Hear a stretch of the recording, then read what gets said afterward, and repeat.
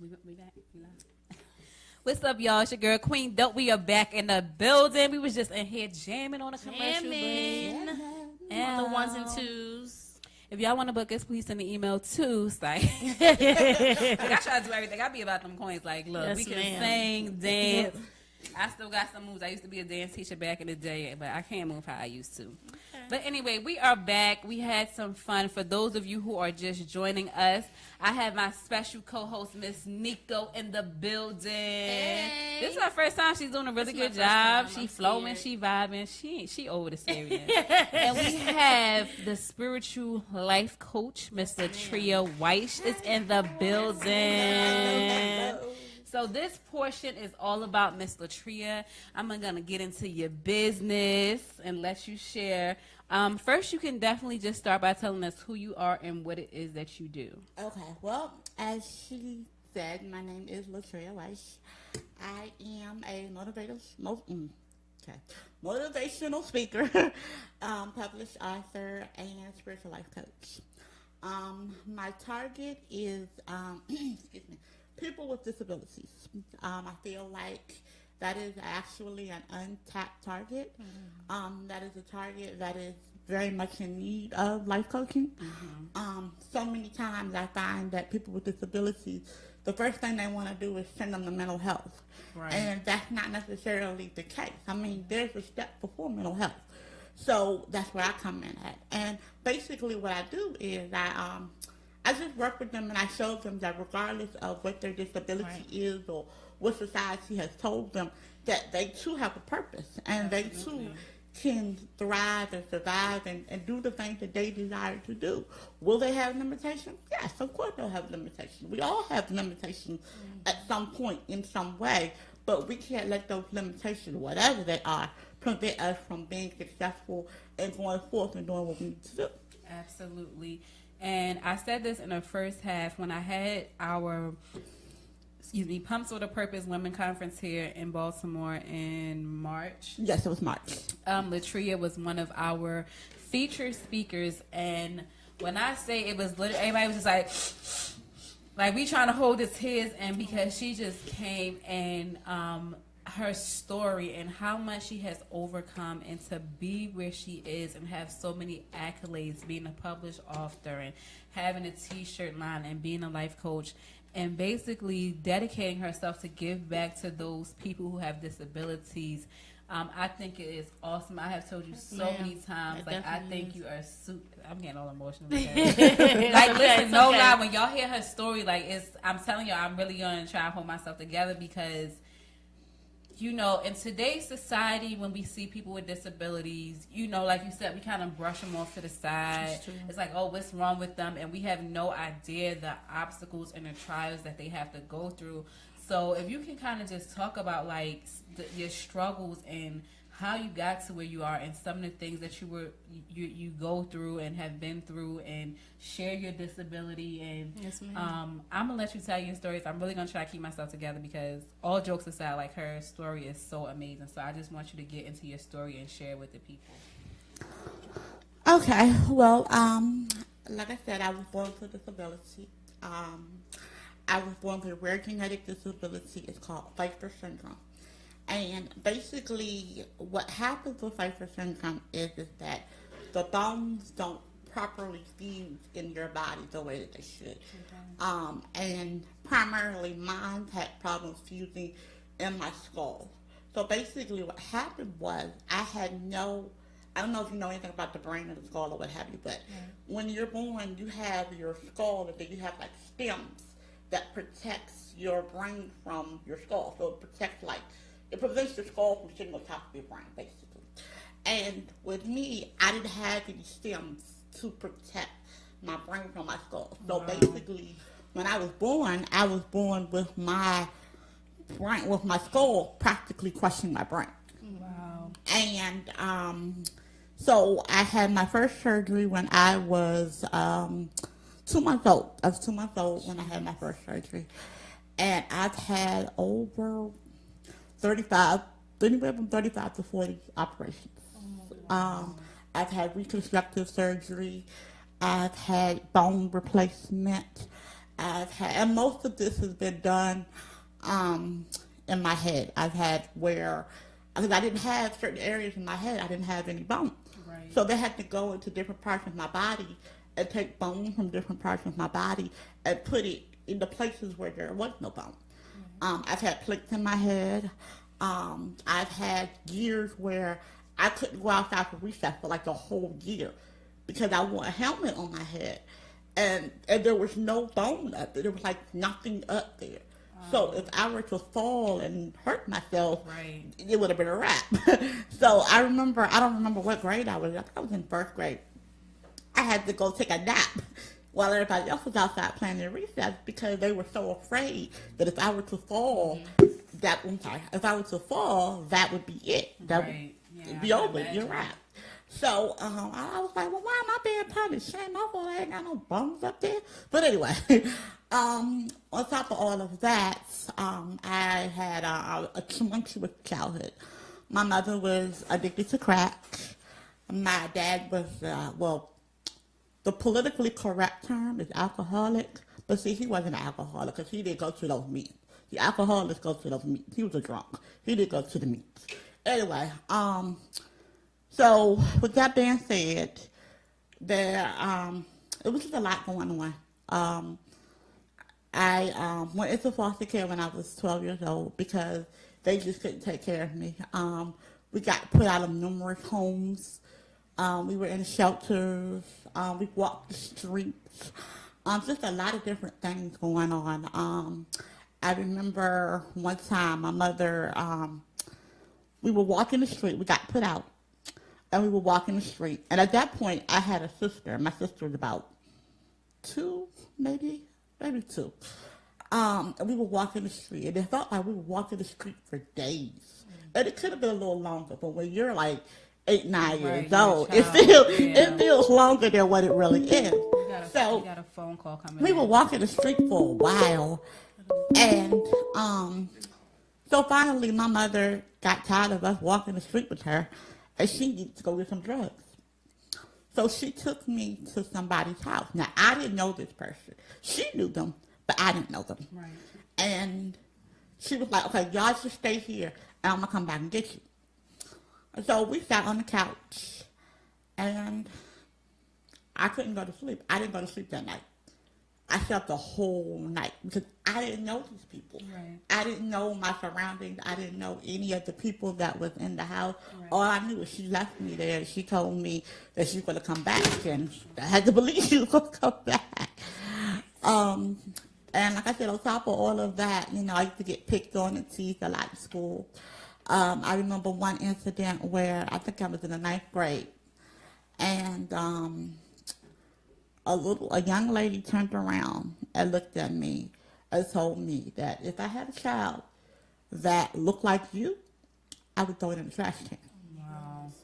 And I think that kind of set my self-esteem on a downward spiral because at that point, yeah, I did have self-esteem issues, but that kind of just really brought it home for me. Right. And that kind of set my self-esteem issues on like a spiral. And I remember always telling my mother, I just want to look normal. Mm-hmm. I just want to look like everybody else. I want to look normal. And my mother used to tell me all the time, she's like, what is normal? What does that even mean? Exactly I'm like, you know what normal means, like everybody else. She was like, Latrea, you're the way you look because that's the way God wanted you to look. Mm-hmm. And like I said, as a teenager and as a young adult, you don't understand those things. You just see everybody else, you see, because I grew up during the era of Monica and Maya and Aaliyah, and you see all of these images of what pretty is. Right. You just want to be pretty, that's all you really want to be. So in my mind, that's what pretty was. And my mother kept telling me, that's not, it is pretty physically, right, but people are more concerned about who you are on the inside. Absolutely, yeah. And, and it took me a long time to get to, it was a long road. I have had suicide attempts. I battled with depression, just a whole bunch of different things. Let me go back to the foster care thing because I feel like this is really powerful. I went to foster care when I was 12. And I stayed in foster care till I was about 16. Okay. Then I was adopted. But that was the most trying time of my life. I had been in 6 different foster homes. And what happened was, a lot of the time, the foster parents did not want to deal with me. They didn't understand disability. Right. They didn't understand what a disability was. They didn't understand how to relate to somebody with a disability. Matter of fact, one home in particular, the lady did not want me to touch anything. I couldn't use any of her cups. I couldn't use none of her plates. I couldn't use none of her silverware. Everything that I used had to be thrown away. Wow. So that further sent me the message of, I'm not worthy. I'm not worthy of anything tangible. You know, I'm not worthy of any of that. And I tell people all the time that your life experiences send you messages. Now, whether the message is positive or negative will be determined upon the experience. Absolutely. So that particular experience sent me the message of, I was not worthy, or I was not good enough, or there was something wrong with me. One incident struck me was when she went to the ball, and I'm going to try not to cry because I still kind of get emotional about this. Her and her daughter went to the mall, and me and my sister, we had to go with her because she couldn't be in the house by herself. So, yeah, we went to the mall, and she locked me and my sister in the car for about 2 hours while they walked the mall because she didn't want to be seen with me. And once again, another dart at my self-esteem. And I remember I got to a certain age where I was like, okay, God, look, I don't understand. I don't understand what this is about. Why am I like this? What is this? What is this? Why couldn't I be like everybody else? Now, throughout my whole life, I have been questioning God. Throughout my whole life, I've been trying to understand and trying to gain some understanding as to why. And that was always my question. Why? Why me? Right. Well, you know, you could have picked anybody else in the world, but why me? You know, why me? So, as I got older, and as I grew closer to God, and I started reading my word, and I started to understand that disability is not a death sentence. Right, absolutely. Disability is something that God allows, but He allows it for a reason. Absolutely. He allows it for a purpose. He allows it for something great to come out of it. God does it. That God is not the God that's going to curse you. God is not the God that's going to just leave you. He allows certain things to happen for a reason and a purpose. And that's what I want people with disabilities to understand, that you are the way you are for a purpose. Yes. Because you have a purpose greater than what you realize based upon your disability. Right. Your disability is going to reach people that you might not be able to reach if you did not have one. And that's what I remember him telling me. You know, I'm like, okay, God, I don't understand. Every time I'm being wheeled into the hospital, another surgery. I'm like, God, God, I can't do this no more. My body can't take this no more. This is like the fourth or 5,000 surgery. My body can't take this anymore. And I can always remember him telling me, my grace is sufficient. My grace is sufficient. If you just lean on my grace is sufficient. And that's what I leaned on. I leaned on His grace. I leaned on the faith that He just hold on. And that's all He kept telling me. Just hold on. Just hold on. I got you. Every abusive foster home I was in, just hold on. I got you. Just hold on. You're going to get out of this. You're going to make it through. Just hold on. So that's kind of what has gotten me through. If I could say anything, my faith in God has really, really gotten me through. Yes, and I talk about God all the time because without Him, I wouldn't be where I would be. And I think you are the epitome of a woman who has overcome so many things, a woman who has truly triumphed, a woman who has taken everything that was thrown at her to build a strong foundation. And I think that you're courageous for having the courage to finally come into the point where you are accepted who you are, and you found your purpose, and you found your passion, and you're using it to encourage other people with disabilities who may be going through. So you're happily married. You have a daughter. So kind of just briefly talk about that moment when you transition to why me, God, to the moment of I love Latrea. I'm created in God's image. I'm this way for a reason, and your husband finding you and getting married, and if the interaction between her and her husband is so freaking cute. Like, I'm almost a little bit jealous because you can tell that they truly genuinely love each other. And it's one of those things where you can just see it. Like, they can just walk in a room and you can feel that energy. And soulmates. And her daughter. So just kind of talk about that happier side when you were able to love yourself and find love and have a child and come into this whole the loving of you and becoming into yourself. Well, that kind of happened like later in life. I graduated from high school. I went on to college. Both of which people told me I was not going to be able to do. Come on now. And I'm in college, and I'm doing everything I thought I was grown enough to do. We all been there. Okay, I'm doing everything I thought I was grown enough to do, and I'm just, I'm yeah. So I'm doing this whole online dating thing. Oh, shut yes, ma'am. And I did the whole online dating thing, and I had been kissing a lot of frogs. Let's just put it that way. Wow. A lot of frogs. Talk about them frogs, man. And so I'm like, okay, yeah. So at some point, I was like, you know what, God. Me and God had to have a powwow, because I'm like, okay, God, look. Now, throughout all of this, I feel you. Powwow with God. Any day now, bro. I'm waiting. Hello, where you at? But the thing about it is that and throughout all of this dating and different things, I was still having the self-esteem issues. Right, I was still, right. and I think that's why I was going through a lot of that, because I was still having self-esteem issues. I was still having, issues, with myself or whatnot.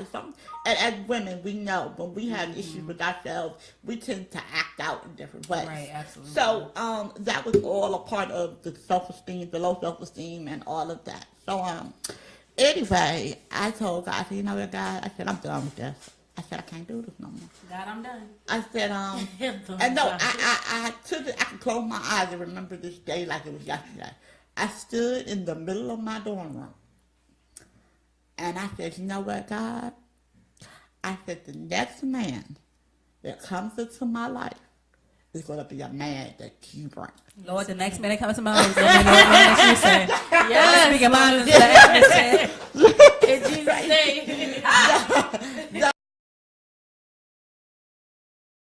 Man that I deal with is going to be somebody that you sent. Not somebody that I picked, but somebody that you sent. That's powerful. Because I said, as you can see, I'm no good at this. So Right. the next man that comes into my life will be somebody that you pick. So with that being said, I said, okay. So I deleted all my little profiles, I had a bunch of little dating profiles. All my little pictures. She like, look, man. Okay, so I deleted all my little dating profiles and all of this and all of that. But I left one up. And I think I forgot it, or I don't know what it was, but I left one up. So I'm going on about my business, so I know what I told guys, so I'm going about my business. So one day, I click on my Yahoo Messenger. Y'all remember Yahoo Messenger? I get a hello. Oh, he slid in a DM. I said, okay. So I ignored him. Okay. You see how we ignore the ones guys say? Yeah. The good They one. number 2. Hello. Did you ignore him again? Okay. Oh, we might have to bring your husband over because you was throwing shades to him. Hey, let me Yeah, back okay. that And then, wait a minute. Now, this goes on for 6 months. Every day. Hello. Oh my You goodness. chasing That's somebody- God sent. Hello. Every that is day. awesome. That's all he Y'all said. Negroes. Every day. For the whole 6 months. was Wow. Hello.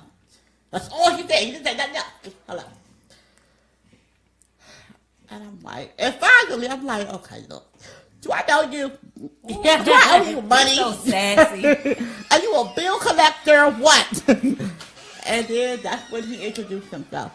I'm like, okay, and because at that point, my mind was just like closed off to that. I mean, I know what I pray to God, but you got to be open to receive what God has given you. I mean, you can pray that prayer and say that, but you got to also be open to receive That's right. what He's going to give you. So I said, okay. I said, all right. And he was like, well, and we started talking, and I think what happened was, He I liked tried it to and do he what? put a I ring tried on to it. run. I really did try to run. I was like, well, you know what? We should just be friends. Oh, she put him in a friend we should zone. be friends. And, Y'all you know, see how this we women do. God sent us the one we done prayed for. We just doing our own thing. and I was like, we could just be friends, and so on and so forth. And it was funny because I was getting ready to go to North Carolina. I said, well, I got to go to North Carolina. I said, so, you know, well, I could drive you. I said, okay. Girl, the man she was determined not to give this man a chance. He don't offer to drive you to North Carolina and you I'd be like, yes, babe. What time you want me to have my He bags loves packed? it though. But I said, okay. So he came, I took him down there. He met my mother.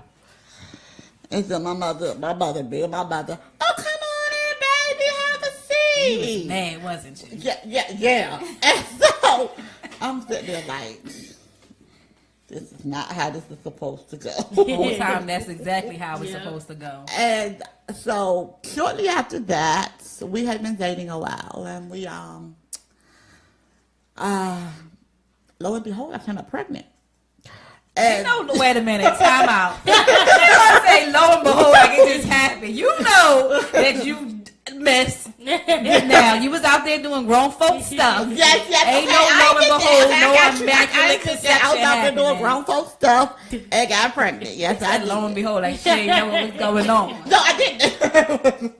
But anyway, yes, I became pregnant. Now the thing about it was we were gonna get married. We had, he had proposed, and we had been dating 6 months.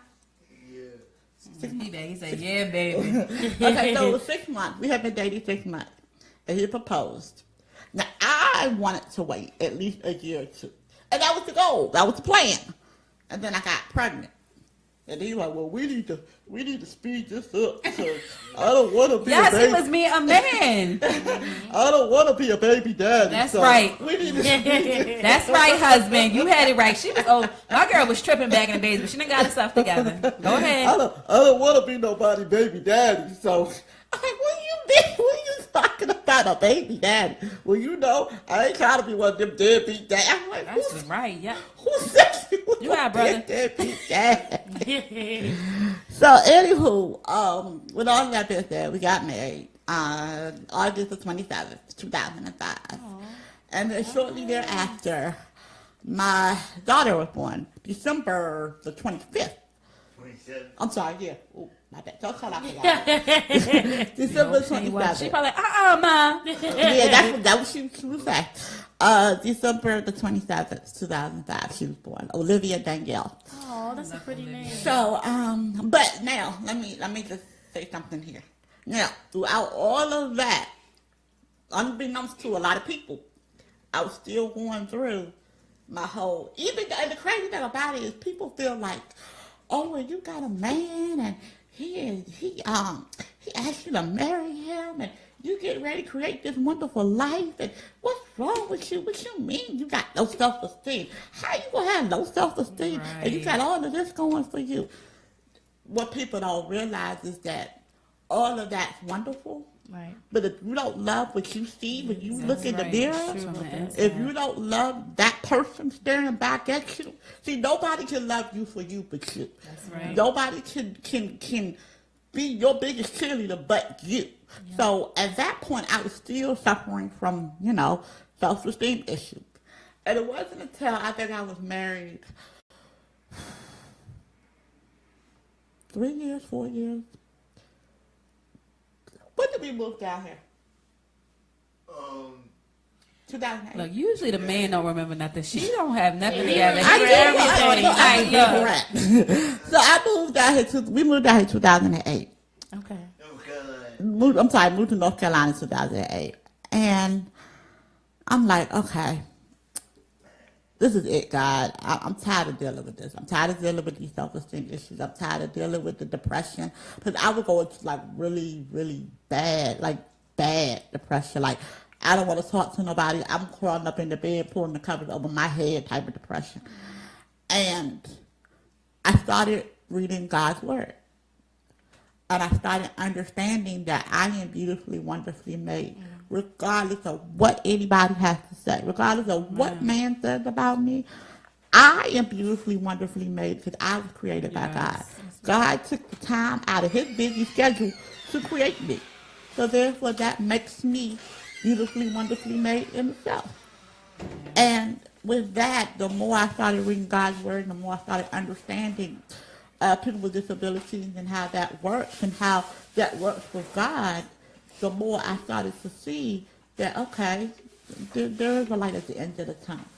And it's actually, I'm getting ready to start a disability ministry at my church because I feel like more people with disabilities need to understand, that God didn't curse you, that you were not a mistake, regardless of what people might say.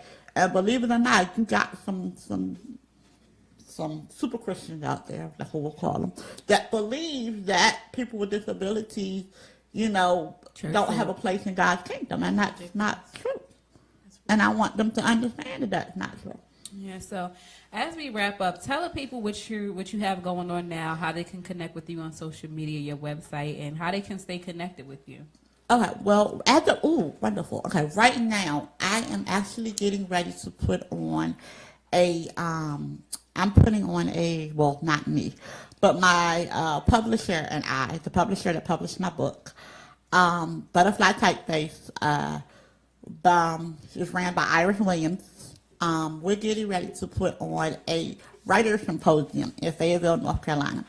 The writer's symposium will be held July the 8th from